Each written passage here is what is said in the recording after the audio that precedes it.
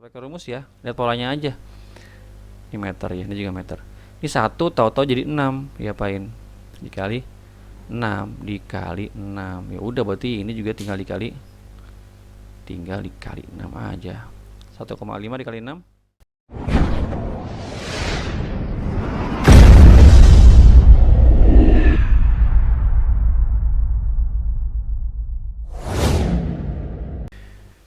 Bismillahirrahmanirrahim. Assalamualaikum warahmatullahi wabarakatuh. Teman-teman, kita melanjutkan kembali pembahasan kita di tes spesial masuk SMA favorit ya. Kemarin kita sudah bahas nomor 1 sampai nomor 11 ya. Nah, hari ini kita akan bahas di part yang kedua ini nomor 12 sampai nomor 20 ya.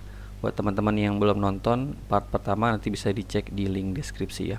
Oke, teman-teman, kita mulai dengan membaca basmalah. Bismillahirrahmanirrahim. Dan buat teman-teman yang belum subscribe channel ini, jangan lupa di subscribe terlebih dahulu, kemudian aktifkan tombol loncengnya supaya nanti kalau saya sudah upload video terbaru, teman-teman bisa langsung dapatkan notifikasinya ya. Oke, kita mulai pembahasan kita hari ini dari nomor 12 ya. Oke, nomor 12 soalnya berbunyi diketahui sistem persamaan 2x kurang 3y sama dengan 18 dan x tambah ya 4y sama dengan negatif 2. Berapakah nilai x tambah y nya? Ada dua persamaan sini ya, 2x kurang 3y sama dengan 18 dan x ditambah 4y sama dengan negatif 2. Yang diminta adalah nilai x ditambah y nya berapa. Nah, ada beberapa soal teman-teman yang dia itu unik. Artinya apa unik itu? Dia nggak perlu nyari x-nya berapa, y-nya berapa. Misalnya kayak gini nih. Misalnya soal ini nih, dari keterangan ini diminta misalnya gitu ya. X kemudian dikurang 7y. Nah, kalau kayak gini nih, dia nggak perlu nggak perlu dicari x-nya berapa, y-nya berapa, tinggal diapain? Tinggal dikurang aja. Kan kalau dikurang jadinya apa? 2x kurang x kan jadi x kan. Minus 3 dikurang 4 jadi berapa? Minus 7y. Ya kan sama kayak gini kan ya. Nah, tinggal dikurang aja, berarti 18 kurang negatif 2 jadinya 20. Ada beberapa soal yang unik seperti itu. Tapi kalau soal yang ini nih nggak unik dia. Artinya dia harus benar-benar mencari nilai x-nya berapa dan y-nya berapa gitu ya. Jadi untuk yang ini dia tetap dicari x-nya berapa, y-nya berapa. Dengan cara apa? Dengan cara disubstitusi dan dieliminasi. Nah, kayak gini. Kita berarti nyamain apa dulu yang gampang? Nyamain x-nya ya. Nah, kalau nyamain x-nya berarti yang ini dikali 2 aja ya. Ini dikali 2, ini tetap dikali 1 atau nggak berubah yang atasnya. Ini tetap yang atas. Ini kalau dikali 2 jadinya 2x ditambah 8y sama dengan negatif 4 gitu ya. Yang pertama yang atas tetap kan 2x dikurang 3y sama dengan 18. Nah, kan supaya habis dikurang ya. Dikurang jadinya habis yang x-nya. Negatif 3 dikurang 8 jadinya negatif 11y sama dengan 18 nya dikurang negatif 4 dikurang negatif jadinya tambah ya. 18 tambah 4 22. Berarti y nya negatif 2 ya. 22 dibagi negatif 11. Nah, y nya kan negatif 2. Tinggal cari x-nya. X-nya dimasukin atau disubstitusi ke yang persamaan 1 boleh, persamaan 2 juga boleh. Lebih enak yang mana kira-kira? Lebih enak yang persamaan 1 ya. Ini kan 1 itu kan y-nya cuma 3, ini y-nya 4. Jadi kita masukin ke sini ya. Ke persamaan yang pertama jadinya 2x dikurang 3y dikurang 3 dikali negatif 2 ya. Dikurang dengan negatif jadinya tambah ya.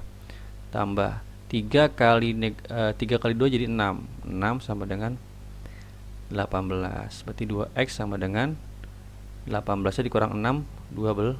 Berarti x sama dengan 6. X sama dengan 6. Nah, yang diminta kan x tambah y ya. X tambah y. Berarti x-nya 6 ditambah dengan y. Y-nya negatif 2. Berarti tambah dengan negatif 2. Berarti kan 6 dikurang 2 ya. Sama dengan 4. Jawabannya yang C. Oke. Itu yang nomor 12. Gampang ya teman-teman ya, insya Allah ya. Kalau masih belum paham nanti diulang-ulang lagi videonya. Nomor 13. Yang ini saya hapus dulu ya.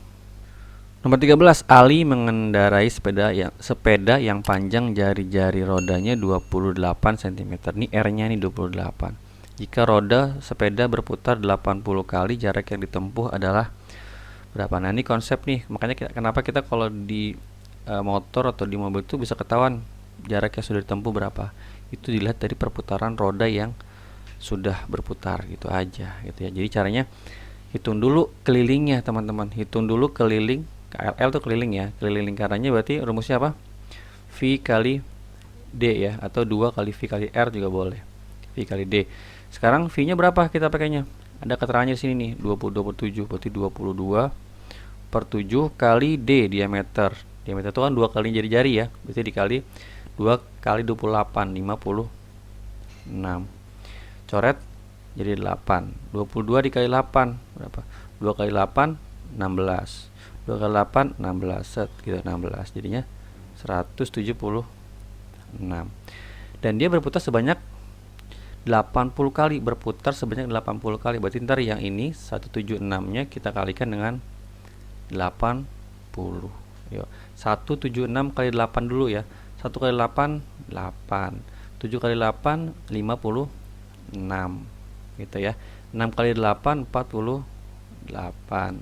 Ada nolnya, tulis nolnya. Udah, tambahin deh tuh. 8 tambah 5 13. 6 tambah 4 10. 10 gini tuh, 10. 8 tulis 8 0. Oh, masih tambah lagi nih. Jadi 13 tambah 1 14. 14 0 8 0. Tadi apa satuannya? Tadi satuannya centimeter. Nah, centimeter. Yang ditanyakan bukan yang disediakan kan dalam bentuk meter ya, meter semua tuh. Berarti tinggal diubah ke dalam bentuk meter. Sentimeter ke meter naik ya, tangganya naik. cm ke meter tangganya naik berapa? Naik 2. Berarti dia dibagi 100 atau komanya geser aja di sini kan, jadi 1 2 jadinya 140,8 meter ya. Jawabannya yang C. Gampang ya, insyaallah gampang lah ini insyaallah ya. Nomor 14. Ini teori nih tentang statistika. Seorang peneliti ingin mengetahui terjangkit atau tidak ada flu burung yang menyerang ayam-ayam di peternakan di Kota Makassar.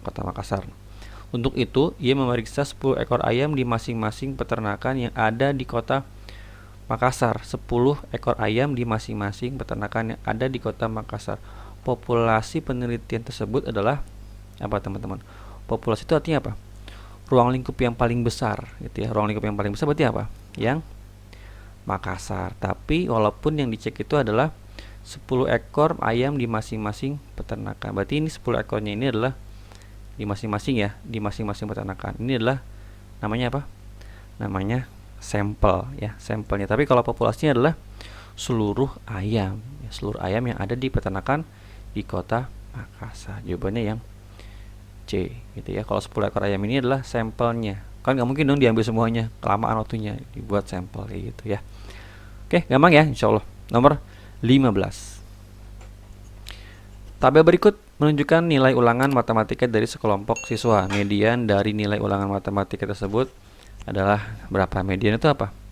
Median itu nilai tengah ya. Jadi diurutin dari yang paling kecil sampai yang paling besar, diambil nilai tengahnya. Siapa yang ada di tengah-tengah? Berarti kalau siapa yang ada di tengah-tengah, berarti kita harus tahu ada berapa data di situ. Misalnya nih, kalau ada 10 data, berarti yang di tengah-tengah data yang ke berapa? Data yang ke 5 dan 6, di antara 5 dan 6 gitu aja. Atau kita pakai jari tangan kita. 10 berarti yang di tengah-tengah adalah jari di antara 5 dan ke 6. Kalau ada 21 orang, berarti yang tengah-tengah adalah data yang ke 11 dan seterusnya gitu ya, untuk mencari median. Nah, kayak gini kita nyari tengah-tengahnya gimana? Ini kan datanya data apa, majemuk ya dalam bentuk tabel. Nah, kita lihat nih.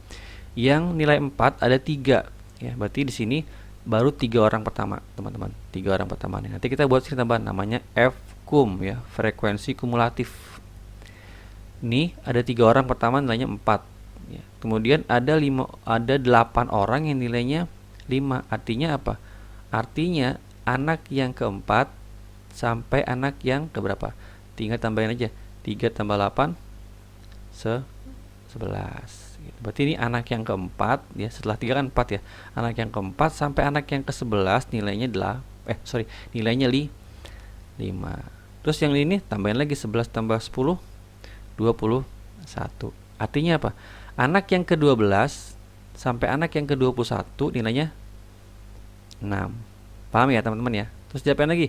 Tambahin lagi 21 tambah 11 32. Artinya anak yang ke-22 kan setelah 21 22 ya. Anak yang ke-22 sampai anak yang ke-32 nilainya tuh 7 dan seterusnya. Tambahin 32 tambah 6 jadinya 38. Tambahin lagi tambah 2 40. Oh, ternyata semuanya ada 40 anak. Nah, kalau ada 40 anak berarti anak yang di tengah-tengah anak yang ke berapa? Anak yang ke 20 dan 21 ya. Karena kan ada genap kan. Contohnya gini. Kalau ada 6 misalnya gini. 6 tuh 2 3 4 5 6. Kalau ada 6 berarti yang tengah-tengah di sini dong. Nah, ini kan nggak ada anak nih ibaratnya. Berarti yang tengah-tengah siapa? Anak yang ketiga dengan anak yang keempat diambil nilainya berapa, tadi dibagi 2 gitu. Sama kayak ini. Ada 40 anak, 40 anak berarti anak yang di tengah-tengah adalah anak yang ke 20 dan 21. Nanti nilai ini berapa? Nilai ini berapa? Dijumlahin nanti dibagi 2. Kayak gitu konsepnya. Paham ya? Jadi pakai konsep jangan pakai rumus. Nah, kalau ada 20, berarti kalau ada 40 anak, anak yang di tengah-tengah anak yang ke-20 dan 21. Nah, kan pertanyaan berikutnya, anak yang ke-20 di mana tempatnya? Di mana? Di sini ya. Ini kan sampai nilai yang kelima kan anak yang ke-11 ya, teman-teman nih. Ini perhatikan nih. Nah, anak yang ke-11 kan sampai anak yang ke-11 tuh nilainya 5. Nah, anak yang ke-12 berarti di sini dong. Anak yang ke-12 sampai anak yang ke-21 adanya di sini. Nah, nih anak yang ke-12 sampai anak yang ke-21. Berarti anak yang ke-20 di sini enggak?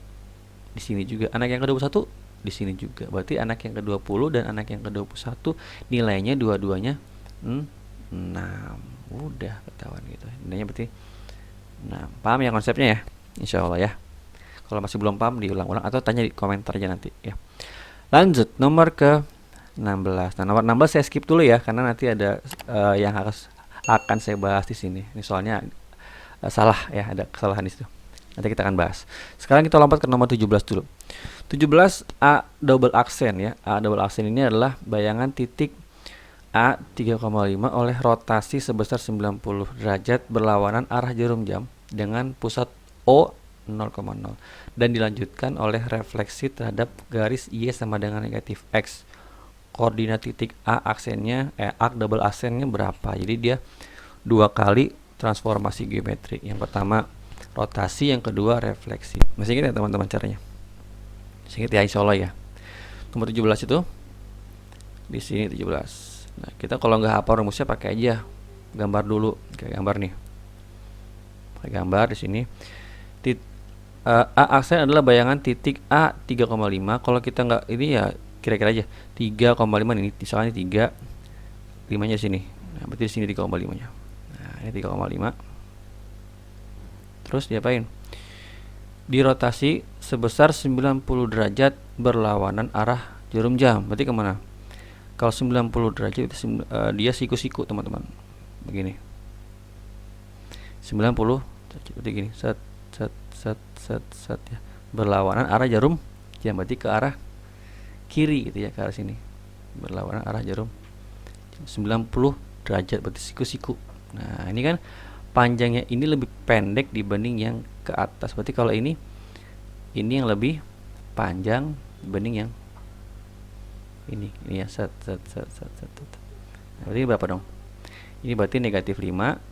Ininya ini agak ke bawah sebenarnya ya. Sini. Ini 3 teman-teman. Nah, sini 3. Berarti ya di sini titiknya adalah negatif 5,3. Siapin lagi. Kemudian direfleksikan terhadap garis Y sama dengan negatif X. Ini saya hapus dulu sedikit ya. Nah, ini kalau nggak pakai rumus teman-teman ya. Kalau teman-teman rumusnya apa lebih gampang insyaallah. Tapi kalau nggak pakai rumus kita pakai gambar ya, pakai konsep. Oke, lanjut. Nah, sekarang dia ada di ini kehapus tadi, maaf. Negatif 5,3. Dia dilanjutkan dengan refleksi terhadap garis Y sama dengan negatif X. Y sama dengan negatif X itu garisnya gimana? Sini nih. Nah, gitu ya. Sini nih. Ini garisnya, ini titik awalnya di sini. Negatif 5,3. Nah, kalau negatif 5,3 di sini berarti nanti gambarnya gimana bayangannya? Sini. set. Nah, sini dia. Ingat, ini lebih pendek dibanding yang ke atasnya. Nah, ini berarti 5, ini berarti negatif 3. Udah, berarti bayangannya di sini dia. Negatif 3,5. Negatif 3,5 yang D. Ya, 17. Kalau nggak pakai rumus, pakai gambar gitu ya. Kalau rumus teman-teman sudah hafal ya lebih gampang lagi. Oke ya, nomor 18. P double aksen adalah bayangan titik P negatif 4,3 oleh dilatasi dengan pusat O 0,0 dan faktor skala negatif 2 dengan dilanjutkan dengan translasi 5 negatif 1. Koordinat titik P double aksennya berapa? Titiknya awalnya negatif 4,3 terus dilatasi dengan faktor skala negatif 2. Kalau dilatasi lebih gampang, tinggal dikali aja kan. Tinggal dikali, berarti negatif 4,3 nya itu kita kaliin 2, dikali 2 jadinya dikali negatif 2 ya. Kali negatif 2 jadinya 8, negatif 6. Terus lanjutkan dengan translasi sebesar 5 dan negatif 1. Tinggal tambahin aja 8 sama negatif 6 nya ini ditranslasikan sejauh 5 negatif 1. Berarti 8 nya tambahin 5 13, negatif 6 nya tambahin negatif 1 negatif 7.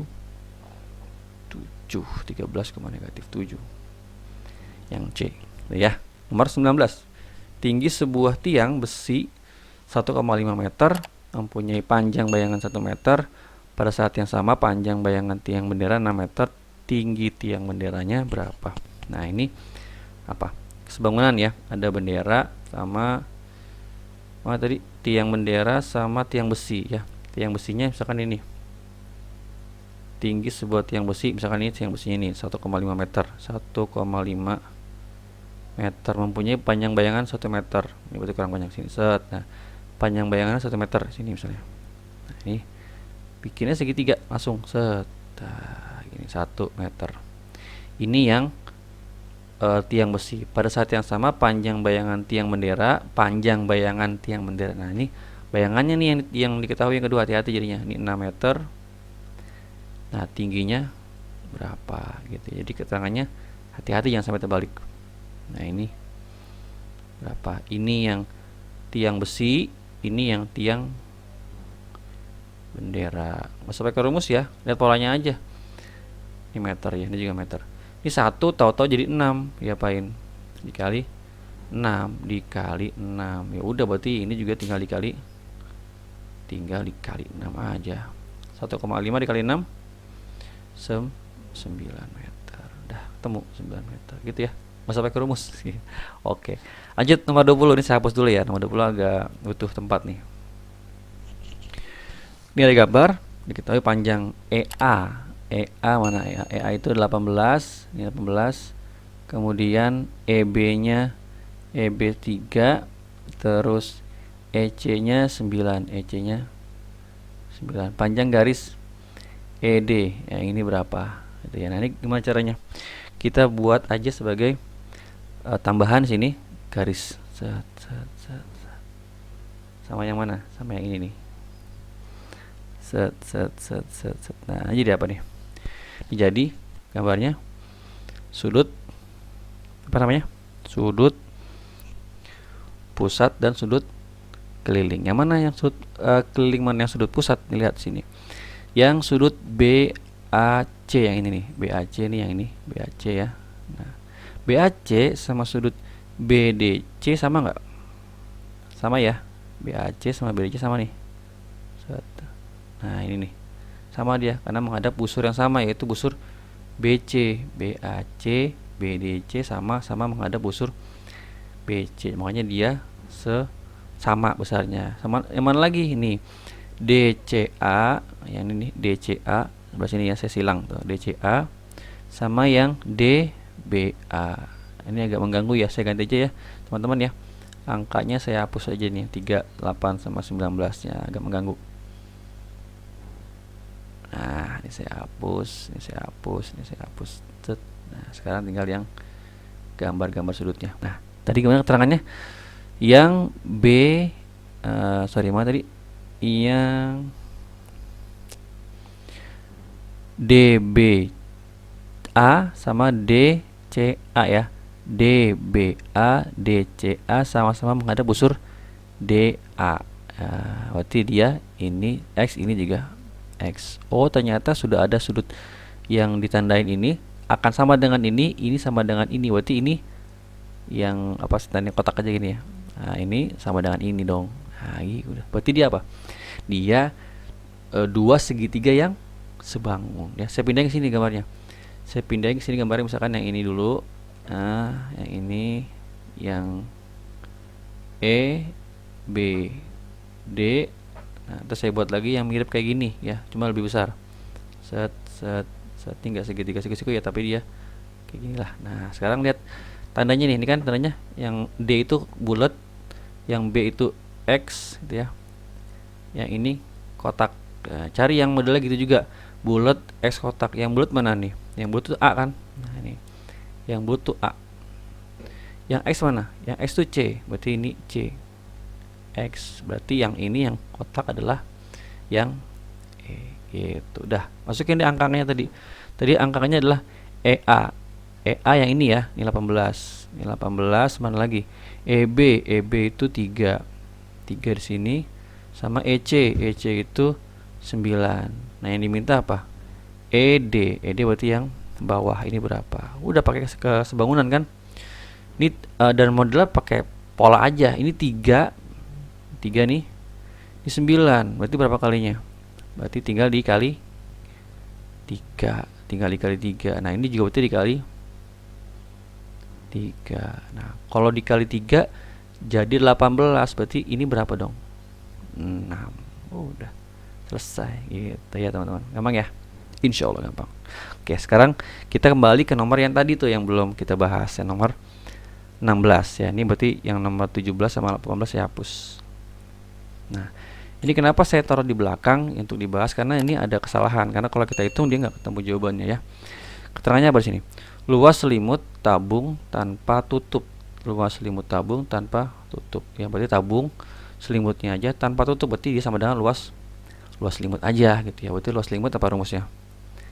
Luas selimut itu rumusnya adalah 2 V RT. Nah, dia luas selimutnya di sini 456 pi. 456 pi. Keterangan soalnya gitu ya, keterangan soalnya gitu.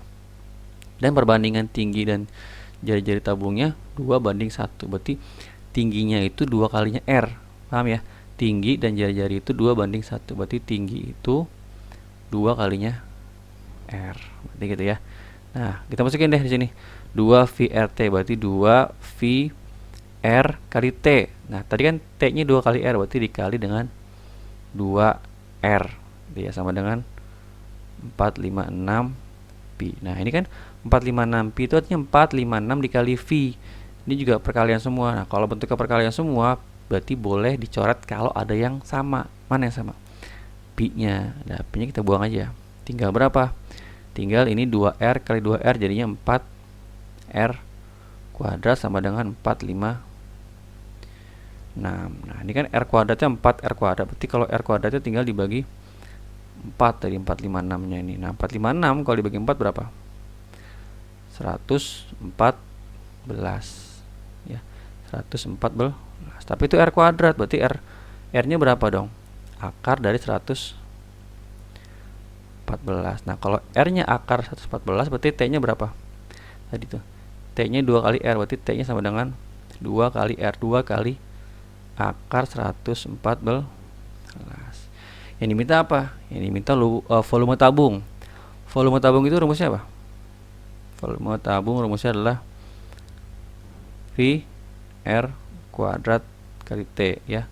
Berarti V R kuadrat berarti R-nya dikuadrati, berarti ini dikuadrati jadi 114 ya.